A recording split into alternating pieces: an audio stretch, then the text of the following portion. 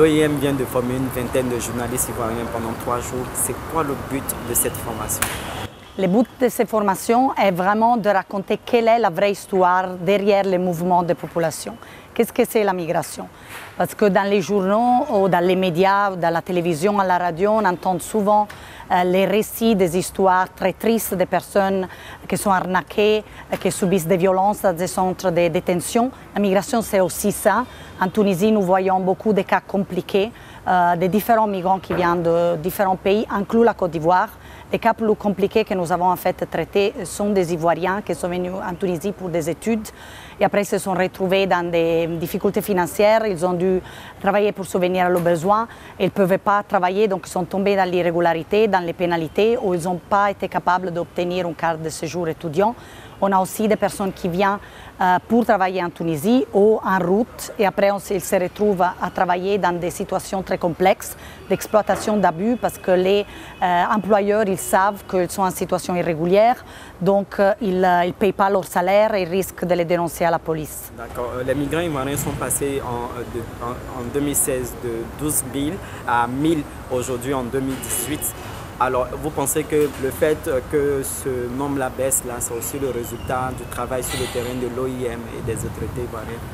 Mais sûrement, il y a un travail fait en amont, mais il y a beaucoup plus à faire de la partie de l'OIM, aussi comme association, comme organisation technique qui a l'idée de supporter le gouvernement dans son devoir de protéger toute personne sur le territoire ivoirien. La Côte d'Ivoire est aussi un pays d'immigration dans la région avec beaucoup de ressortissants des pays voisins qui immigrent vers la Côte d'Ivoire pour travailler, pour un avenir meilleur pour eux et pour leur famille. C'est aussi un pays d'immigration. La majorité des migrants dans le monde, ils sont des personnes en situation régulière. Donc la migration peut aussi avoir un bon impact socio-économique et en général culturel dans la société d'accueil, dans les sociétés des pays de destination.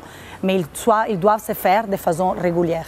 D'accord. Les terminologies pour l'OIM sont très importantes.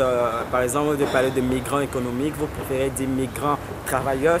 Pourquoi les terminologies changent? Et on doit reconnaître que d'abord, on est en face à des personnes avec leurs devoirs et droits. Donc c'est important qu'on reconnaisse le fait qu'on a différentes catégories de personnes qui quittent leur lieu de résidence habituel à l'intérieur d'un pays en franchissant frontières et qui sont dans des situations différentes. Un travailleur migrant, c'est important de l'appeler de cette façon parce qu'il y a des instruments de droit international qui protègent les travailleurs migrants, qu'ils soient en situation régulière ou irrégulière. Et c'est important que tous les États aussi respectent leurs obligations vers les personnes, leurs ressortissants, la protection des Ivoiriens à l'étranger, mais aussi la protection de toute personne en Côte d'Ivoire. C'est très grave parce que le devoir de sauver les vies vient avant tout, vient avant toutes sortes d'idées de régler les flux migratoires. La migration a toujours existé, existera toujours et en fait elle est en augmentation. Je parle de la migration régulière, elle est en augmentation.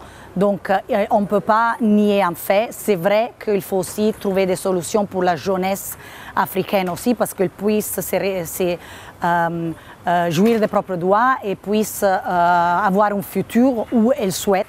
Donc pour nous, la migration doit vraiment être un choix, mais pour cela, parce que cela a vraiment ses fruits, il y a beaucoup de travail à faire et c'est un travail que les autorités, les journalistes, c'est là qu'ils peuvent influencer l'opinion publique.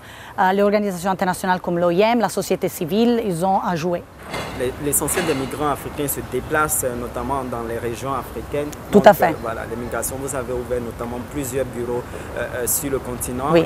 Il y en a combien et quel est le travail que vous faites à l'intérieur, je veux dire, du continent? Nous faisons beaucoup de travail dans le sens d'appui technique au gouvernement pour améliorer la politique. Est-ce que chaque pays a vraiment une politique, a une idée, a une vision sur la migration? Est-ce que l'État veut vraiment bien régler l'immigration de ses propres ressortissants et l'immigration des autres nationaux? Comme vous l'avez bien dit, l'Afrique est un continent où c'est le 4e continent où il y a plus d'immigration. Donc ce n'est pas vraiment les plus grands continents d'immigration, c'est l'Asie, suivi par l'Europe, Amérique du Nord et après l'Afrique. L'Afrique a plus ou moins 25 millions de migrants à l'intérieur du continent. Nous sommes aussi dans une région, ECOWAS, qui est une des premières régions qui a vraiment travaillé sur la question de la liberté de circulation et la favorisation de l'établissement des ressortissants des pays voisins dans un autre pays de la zone. Ça, c'est aussi très important parce que les échanges peuvent être aussi fructueux, mais ils doivent être faits de façon régulière.